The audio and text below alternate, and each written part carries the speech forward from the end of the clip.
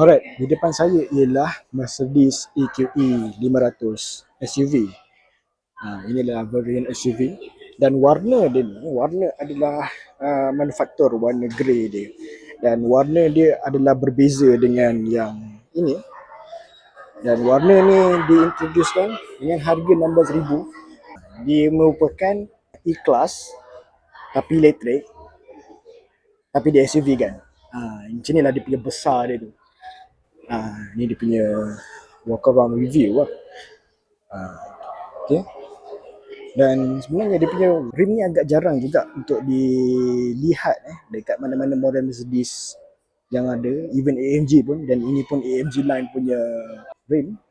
Cantik, dan dia punya rim dia adalah 21 inci. 265 40 21. 105H. Memang keras lah. Memang besar. EQE dia punya ni lah. Kalau dekat traffic light berhenti sebelah boleh nampak ini adalah Mercedes EQE. Kalau ke sini memang inilah dia punya depan dia, dan depan dia memang kosong, dia straight je, plain, finishing pun gloss black. Okay, dia boleh rasa lah yang ini dia dah embed ke dalam, dan ni boleh rasa lagi dia punya bulatan logo dia ni. Inilah dia punya trim, bumper trim dia ada elemen gloss black sikit, dan ada juga sedikit plastik sikit. Ini dia punya sensor depan, ini dia punya lampu. Okay. Dan tayar pun sama juga ni, 265 40 21 inci. Tayar ni agak besar. Ini boleh dikatakan varian yang agak tinggi juga dalam line up EQE SUV, sebabnya untuk masa sekarang EQE SUV ada 3 varian. Okay. Boleh tengok lah dia punya charging port dia. Dia ada 3 varian. Varian EQE SUV. Satunya ialah Electric Arc Line. Satu lagi ialah AMG Line. Dan yang ini adalah yang full spec EQE 500. Yang bawah tu EQE 350 plus. Ini dia punya dalam dia. Okay. Alright. So, kita start dulu lah.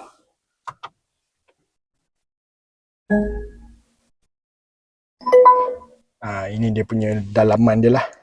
Dia punya startup dia. Ada bunyi. So, maknanya kereta ni telah berbunyi. Terus aircon on. Dia punya lampu ambient light yang warna biru. Dan boleh tukar warna juga. Okay. Ni kalau boleh nampak lah bayangan-bayangan sikit lah. Sebab ada plastik ni kan. Okay. Kita tengok. Ini dia punya meter dia lah. Semua design yang lebih kurang sama saja. Kat sini dia punya steering dia. Steering pun design yang sama untuk kebanyakan model-model Mercedes sekarang. Dan kita lihat dekat sini, ini untuk control head unit dekat sini, dan sini untuk control meter dekat sini. Dan ini untuk voice command, call, volume, okay. Dan ini adalah untuk adaptive cruise control punya control lah, dan untuk control distance, nak control speed limit, nak set berapa peningkatan dan penurunan kelajuan. Okay. Kat sini dia punya trim. Dia punya trim dia macam kayu-kayu sikit. Dekat atas tu pun ada center speaker, ada head unit untuk ni, head up display, head up display kat depan.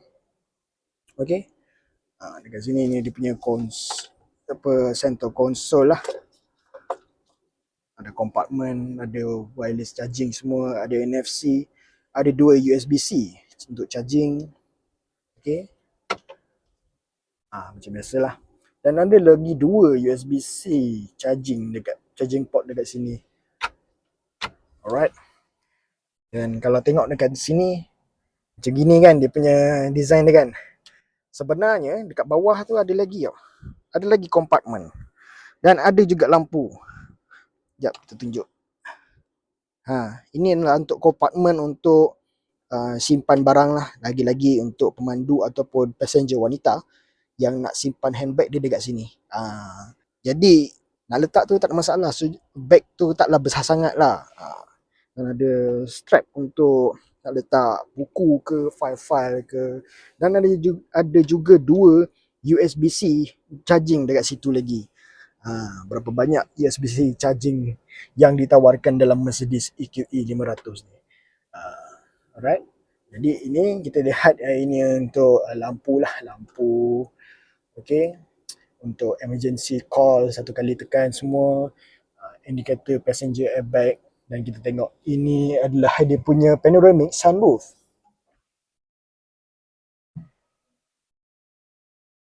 Kita tengok macam mana dia punya view dia kalau panoramic sunroof dibuka.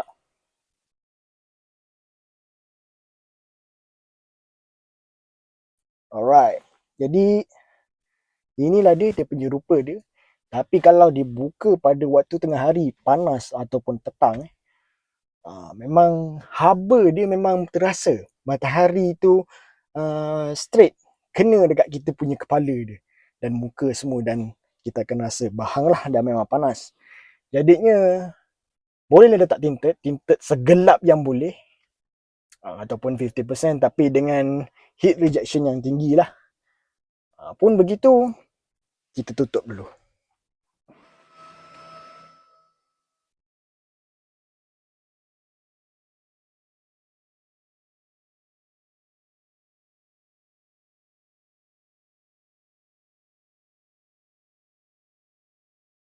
Alright. Okay. Sekarang ni Mercedes EQ punya sistem, kita on, dia tak bagi idle untuk idle lama-lama lah, untuk menjimatkan bateri charge tu lah. Jadi start. Dia punya sound menandakan indikator yang kita dah start sistem tu. Start engine lah. Mana ada engine. Okay. Dan ini view bahagian belakang. Bahagian belakang nanti kita akan tengok macam mana selesa tak kalau duduk kat belakang. Okay. Dan ini seperti biasalah, ini adalah MBUX yang versi terkini. Aircon pun semua pakai touchscreen. Dan lagi nasib lah tang hazard ni dia physical. Okay. Ini untuk volume adjustment. Okay. Ini untuk EQ punya, kita nak tengok charging dia.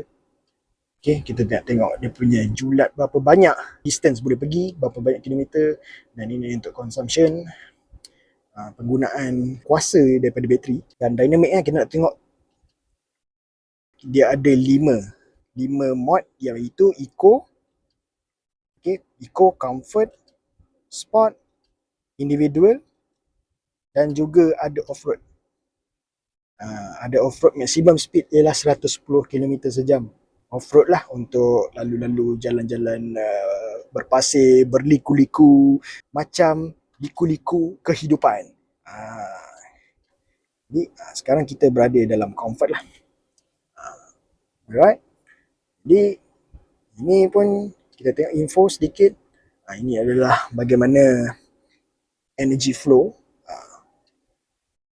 Okay, berapa banyak pecutan dan berapa banyak brake, regen semua ditunjukkan dekat sini lah. Off-road kita tengok. Tengok. Bagaimana ukuran suspension, drivetrain, berapa banyak tayar ni semua, dan berapa banyak altitude. Ada kompas lagi. Ni semua ada naikkan ketinggian dan turunkan ketinggian. Ada semualah. Banyak fungsi yang berkaitan dengan off-road untuk kita boleh buat.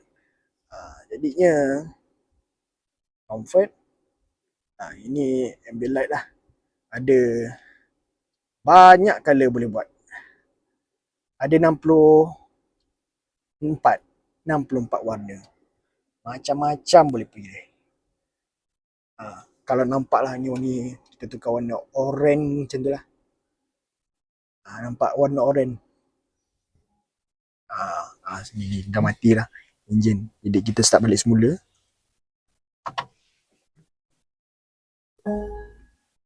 Alright. Jadi inilah energizing comfort. Ini mengikut kita punya mood lah. Nak keceriaan ataupun santai ataupun suam-suam kuku. Sebelum kita sambung video, jika anda nak beli kereta baru, tak kisah jenama apa pun seperti Pro 2, Proton, BMW dan sebagainya, anda boleh layari laman web www.danielzulkifli.com, pilih jenama kereta dan anda boleh hubungi penasihat jualan yang disyorkan dalam senarai tersebut. Anda boleh recommend juga kepada kawan-kawan anda ataupun kenalan anda untuk membeli dengan mereka melalui laman web ini. Terima kasih diucapkan dan kita sambung video. Untuk media, infotainment, kita ada Apple CarPlay dan juga Android Auto. Wireless. Jadi, tiada masalah. Okay. Kita just connectkan pakai Bluetooth. Ini Mercedes EQ dan ini navigation. Navigation menggunakan Mercedes punya map lah dan navigation system. Jadi itulah dia, dan ini untuk kiranya macam control center lah. Fungsi-fungsi ni head up display. Head up display tu kalau nampak tu sebenarnya ada tu yang ada 0 km sejam tu. Tu head up display. Dan car wash mode pun ada. Kita nak basuh kereta, jadi dia ada dia punya fungsi-fungsi dia tu semualah.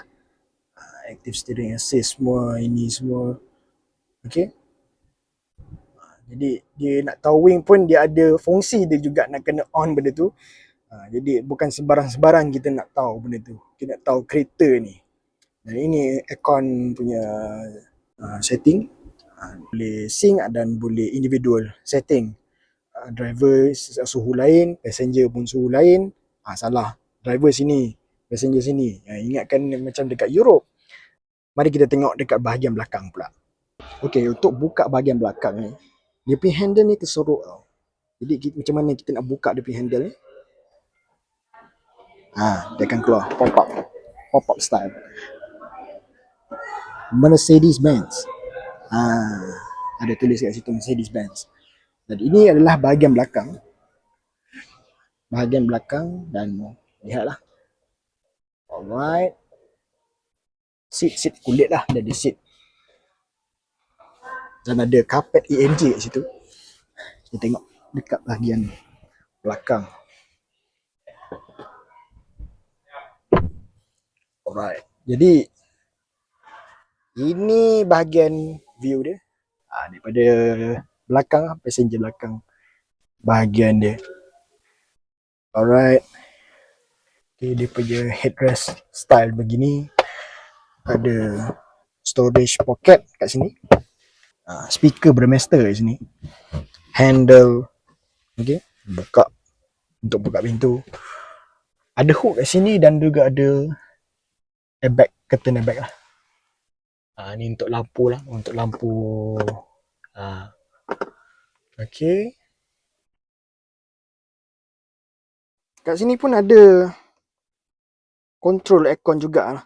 Patut nanti bila on dia akan keluar setting kat sini untuk kita nak adjust lah aircon kat sini.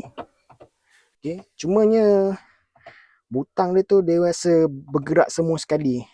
Panel kat sini. Butang dia. Kira luas juga sebenarnya. Kalau untuk passenger depan punya position yang biasa, sebenarnya memang luas. Okay, dan dapat satu setengah genggam dan okay. Kalau tengok sini, dua genggam. Boleh lunjuk. Dan bawah pun sebenarnya ada lampu, ada ambil light kat situ. Dan kalau perasan dia punya lantai dia flat. Sebab memang nak samakan, sebab bateri kat bawah kan, sebab dia nak bagi sama level kan, so dia taklah ada ni sangat. So bumpy tu tak ada lah, macam kereta-kereta petrol, bump tu tak ada. Dan bila duduk dekat sini, dapat satu genggam suku macam tu. Sebab tengah kebiasaannya seat tengah memang akan ada dia tinggi sikit. Memang memang totally normal. Dan juga ada armrest armrest untuk passenger belakang. Two step untuk cup holder. Okay, sekali lagi. Cantik ya dia punya mekanisme dia. Okay, yang ni lain-lain tak ada apa-apa lah. Kat bawah ni rasanya ada storage lagi. Untuk USB-C. 2 lagi port USB-C. Nak pakai, letak balik. Kang dibiar dekat sini. Nanti tak pasal-pasal, tersepak. Dah satu hal. Benda ni rosak pula kan. Kan macam tu. Kita nak tengok dekat bahagian belakang boot dia macam mana. Okay, macam mana nak buka boot belakang untuk EQE 500 ni. Dekat logo ni.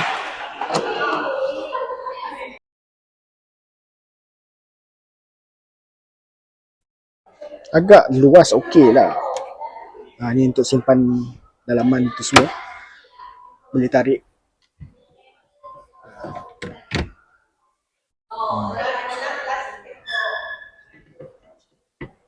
Okay.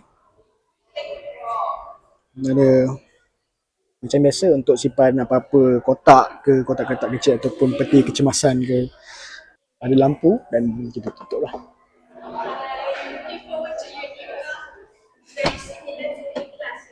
Okay. Formatic guys. Jadi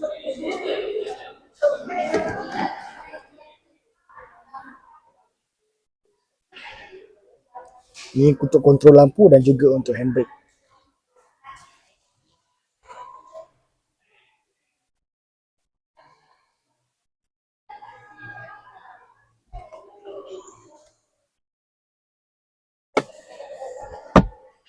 Mengenai audio system Burmester, rasanya saya tak perlu lagi untuk saya cover sebab saya dah cover sikit pada video-video sebelumnya. Model CLA45S tu semua ada cover sikit pasal Burmester sound system. Anda boleh ke video tersebut. Yang lain semua seperti biasalah. Inilah overall keseluruhan kita nak tengok Mercedes EQE 500 4MATIC. Ini adalah review. Harga dia adalah 400,000 lebih. Berbaloi ke untuk anda beli? Kalau untuk jalan dekat-dekat, okey, memang tak ada masalah pun sebab kalau anda berada di sekitar Lembah Kelang charging station tu memang boleh kata banyak lah juga. Cuma nak kena pandai pilih lah berapa kilowatt fast charging dia tu. Ada yang sampai 150, ada yang sampai 200 pun ada. 50 kilowatt pun ada tapi slow jugalah. Walaupun dia fast charging, pilihan di tangan anda lah. Praktikal pun ada, boleh diperhatikan practicality untuk nak bawa anak-anak, nak bawa barang pun tak ada masalah. Kalau untuk long distance, sebab kereta ni boleh pergi sampai 400 km lebih. Kalau nak jalan daripada KL sampai ke JB, tak ada masalah pun kalau ikutkan. Tapi mungkin paling-paling pun akan stop dekat air hitam tu. Keluar exit air hitam, cas sikit dekat situ sampai 80% saja. Tak payah cas penuh-penuh pun sampai 100. Itu yang sebenarnya yang orang komplain EV nak kena tunggu lama cas sampai 100. Padahal sebenarnya kita guna fast charging, DC fast charging dekat INR tu dan semua. Tak perlu pun kita pakai cas tu sampai 100. 80 paling tinggi tu dah cukup dah. Kalau nak cas 100, anda cas di rumah. Sebelum tidur, pukul 10 tu, bolehlah anda cucuk charger tu pakai AC kan. Dia slow sikit. Cakap pasal charging, kereta ni boleh sampai 22 kW AC charging. Jadi kira laju jugalah.